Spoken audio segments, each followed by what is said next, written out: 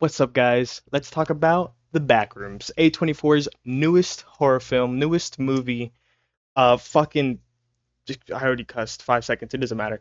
Um, Biggest opening I think in A24 history by a fucking long shot. 80.5 million, I think. 80.5 million, 80.5 million. I think the last one that was the largest opening was Civil War, like 25 million. Don't quote me on that. I think so. It's a large gap.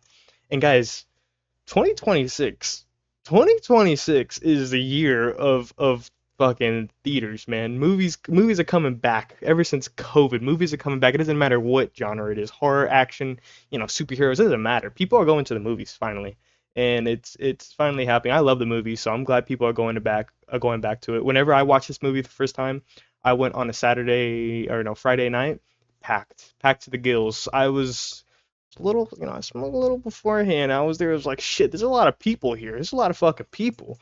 But anyways, it was a great experience in the movie theaters. I will say, if you went in watching Obsession and you next week you're like, oh, another horror film, this is from YouTube. People like 20-year-olds and stuff, people who've seen this kind of stuff, they're really interested. But it's a way different feel than Obsession was. Kane Parsons did an amazing job. Obviously, he's a 20-year-old director. He's fucking brand spanking new to this shit, but he did make the little series on YouTube Little. He did make the whole series outlining his whole lore for it and everything. Amazing. I think y'all should check it out. I didn't watch the whole thing. I used to try to be deep into it a couple years ago, but I couldn't. Like I like Backrooms.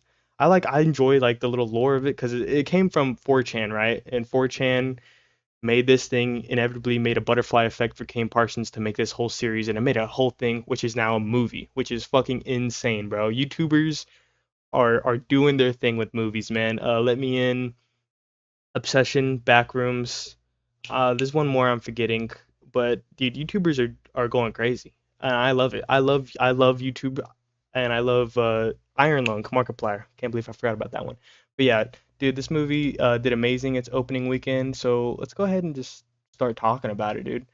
All right. So if you know nothing about the Backrooms and you're expecting like heavy action, like something from Obsession where it's fast paced, you always see something happening, you probably not gonna like it as much. There's a lot more to kind of. I don't want to say you got to think too hard because you don't really have to think too hard. There might be a little things where you have to be like, wait, what? Like, why does that? Why does that happen? Why is this switched with this or whatever? But it's eerie movie still. I think the sound department, whoever made the soundtrack, the score or whatever for the movie, fucking great job. It feels like something's always about to happen, no matter what. Like there's always something creeping your way, or there's always something about to happen. Something does come out, and something does fucking happen, which is a little crazy. But let me break it down for you, like you're a fucking toddler, right? This guy named Clark, he owns a furniture store, and one day he finds this portal or door into his furniture store when he's trying to figure out all the lights and shit. And it goes into the back rooms.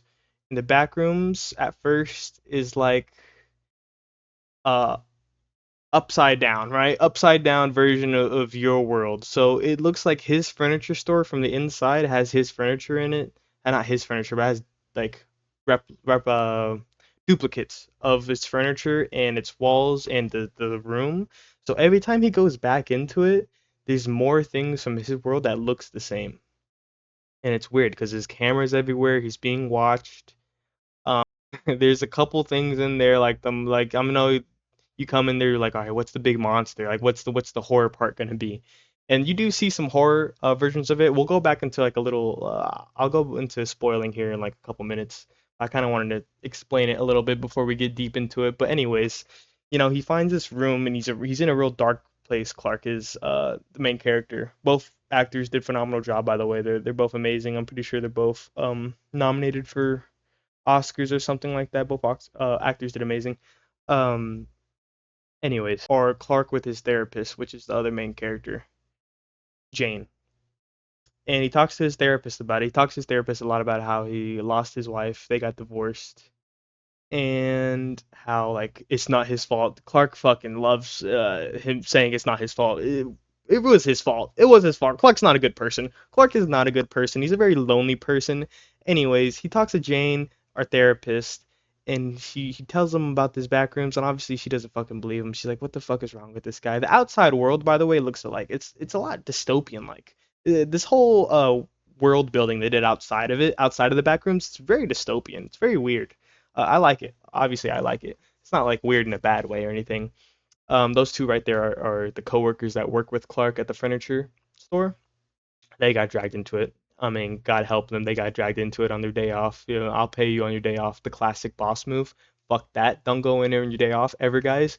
Just take your day off. Have a great day. And I think the most exciting part of this movie is when the therapist, she gets this weird, eerie call from Clark when Clark's in the back rooms because he cannot escape, or he could escape. I'm not sure if he could, but he didn't really want to. So he calls, I'm not coming back. And the therapist, obviously, she has these thoughts about not being able to save Clark because in her past she wasn't able to save other people. So, she feels like she has an obligation to go help this guy. God forbid. She goes, she finds the back rooms. She doesn't even try to go back after the first couple rooms, dude. She goes head first. She goes in that bitch, right? And let's go into the spoiler zone now, right? Anything goes at this point, guys. If you don't want to watch it, click off. But obviously, whenever she goes in, she ends up finding the fucking monster that Clark became. Not Clark himself, but whenever you go into the back rooms, right? Apparently the backrooms itself is like an entity that creates versions that they remember you as, or they remember you by, I believe, because all those scientists and stuff, they were there, but they don't even know what the fuck's going on. They're trying to like at the end whenever Jane was talking to, you know um the doctor or the fucking lab guy at the very end, you know who I'm talking about. He was like, we're trying to learn every inch of it. We were even a little bit. So they don't even fully know what the fuck's happening, but everything that's in the back rooms is either remembered, but it's just remembered differently. So those people that you see Clark with at the table, obviously they were there before, like Clark and Jane and the two coworkers, but they were left there and misremembered. The part I don't get about the Backrooms movie is the ending with Jane, right? We're gonna get right into that. The ending with Jane when she's just there as herself, but she's misremembered because her face is like all distorted, like the other people. I'm not sure if it means that she's just remembered that way, or if they left her there, or if they killed her and that's what she became. Like she became remembered as there because they took her somewhere else and like she saw everything. We gotta take her out because obviously they weren't gonna let her leave after seeing all that shit. They literally got recorded and everything.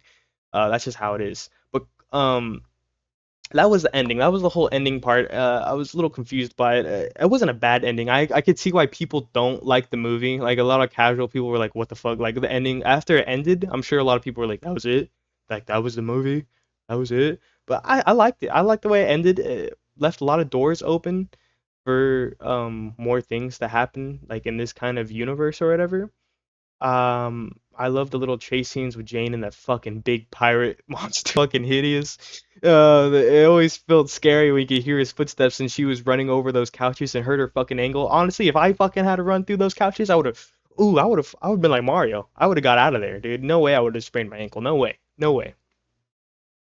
But that monster was pretty scary. I love that monster. I kind of wish they did a little bit more with not him, but they made a little like, a couple other entities a little scary instead of just people who were misremembered and they were kind of scared. They were scared of the monster as well, reasonably. There was that those little monsters in the Christmas room. The Christmas room was fucking spooky. That was a spooky little shot. I like that shot though. I love that whole scene. That was cool. Um, I love the way this movie's also shot. Like it's never ending. I'd said this a million times, but the music was fucking great. Like it makes you feel like there's no hope, dude. You just keep going and there's no hope. There's no hope. They did my boy from fucking Night of the Seven Kingdoms wrong, dude. The fucking prince. He got eaten immediately. Like I knew as soon as he said when he got the rope on and they pulled him back up, this guy right there. And he's like, "What kind of fucking knot is this?" Cooked. Cooked. I mean, you're cooked. I mean, obviously we knew they were cooked at the beginning of the movie. Like they went in on their day off. We knew they were fucking cooked. But as soon as they came back up with the rope and he's like, "What the fuck is this not?" I knew he was done. I knew he was done. And then they both went down there. I wish they could have showed a little bit more of that to see what happened to the girl, because whenever we left off of her, we never seen her again until she ended up in the fridge of Clark's fridge. Like, Clark, what the fuck is wrong with you? Um, she's dead. But I think when we left off, there was like a double mirror, and she was like, "Clark, behind you!" And the thing picked up the camera, which I'm guessing was the pirate. I thought it was like someone else or like something else. But I'm guessing it was the pirate. Dude, Clark had a mental breakdown in there, dog. I mean, by the end of it, he wanted to be in there. Like, obviously, he was talking to the pirate. Like, I guess he was talking to it in his mind of saying she didn't want us to be in here. She wants us to come back or some shit. Because when he was talking to Jane, his therapist, he was saying that he wants to stay, and I guess he thought she didn't. She wanted him to like do something, so he wanted to come with, obviously, because that's why she came down here. But then he started to talk to the entity, the pirate, and he was like, "No, no, don't worry. She doesn't care if we're down here, dog." And then he got chomped. GG for Clark. I mean, Clark's character was easy to be like, "Yeah, dude, kill this guy, man. This guy had it coming." I mean, he didn't give a shit about anyone who died around him. He just wanted to find more in the room, which I guess is the problem in itself, was why he got so consumed with being alone, because he found all this stuff in a whole nother universe. We had no problems, no bills, no nothing, and he just got consumed by his loneliness, and he got stuck there. And I wanted to know more about, like, I'm sure there will be videos, like way better videos than mine, explaining like how the backrooms in itself like replicated the outside world or remembered it. My bad. I keep saying replicated instead of like misremembering or remembering it a different way. Like that shit at the Christmas room. The fuck is that, dude? There's people in the carpet. Um, yeah, the Backrooms, it has a good premise. I'm really excited to see where it goes.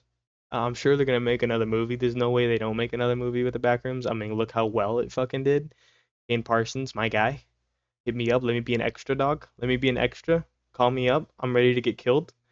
Um, yeah, dude, I love the movie. Obviously, it's a different taste for different people. If you like a lot of fast-paced horror, like if you like more of the obsession, if you're in like a new movie, not a new movie guy, but if you're like a more fast-paced horror shit, like probably be a little slow for you, but it's still enjoyable, I think. I liked it. I didn't love it. I didn't love it as much as Obsession, obviously. I think Obsession is Chef's Kiss, like one of my favorite movies of the year, right next to Project Hail Mary. I mean, you can't beat those two. But it's definitely got its own thing. Backrooms, I liked it a lot, especially since it came from a YouTuber. It came from that kind of lore where you can make it into a movie. The acting was phenomenal. I think the sound design was great. I think all the shots were pretty cool. Um, I like the graininess. I wish we had more to do with the side characters. I kind of just wanted to see the other side character die. Why not? Just to have a little bit more in there. I'm glad we got to see all the other different rooms, kind of from because I played the Backrooms Ascension games, and I thought those were fun. They had nothing to do with the actual movie or the lore itself. I just think they're fun, and I saw a couple of the rooms in there. Um, yeah, Backrooms, go see it. I thought it was great. I think it's a solid. What did I give like Obsession? Like a 9 out of 10, dude. 8.8 out of 10. Backrooms is, if I give Obsession that like 9 out of 10, let's say it's 9 out of 10. Backrooms probably gets a solid 7.5. 7.5, 7.3. I hope they make more fucking movies like this. I think movies are coming back, dog. Movies are coming back. I think movies are definitely coming back in person ever since COVID. I mean, we're hitting heights, baby. We're hitting heights. Anyways, guys, I'll make another video soon. Probably not about a movie I watched, but I'll probably make it about how I saw movies. I don't know. I'll make another video soon talking about some stuff. But I hope y'all enjoy. Click my YouTube channel if y'all want more. Click the like button. I'll see y'all on the flip, man. Y'all have a good day.